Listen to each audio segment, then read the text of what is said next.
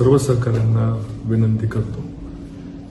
गेले काही दिवस माझ्यावर वेगवेगळ्या माध्यमातून आरोपांची राळ उठवली जाते.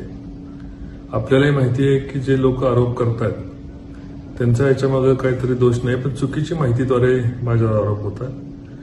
पण माझी आपल्याला कडकडून विनंती आहे की ज्या पद्धतीने मी काही ऑडिओ ऐकले, मग ते राष्ट्रवादीचे नेते महबूब शेख यांना असतील किंवा आता अंधारेताईंच्याबद्दल एकेरी पद्धतीने वाक्यरचना असेल, कृपया माझी विनंती आहे की आपण त्यांना संवैधानिक भाषेमधून आपण त्यांच्याशी लढूया.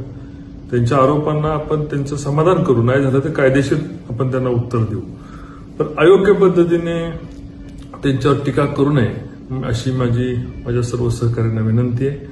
आपली संस्कृती, आपली परंपरा आपण टिकवायची, आपल्याला बदला नाही घ्यायचा, आपल्याला बदलाव करायचा.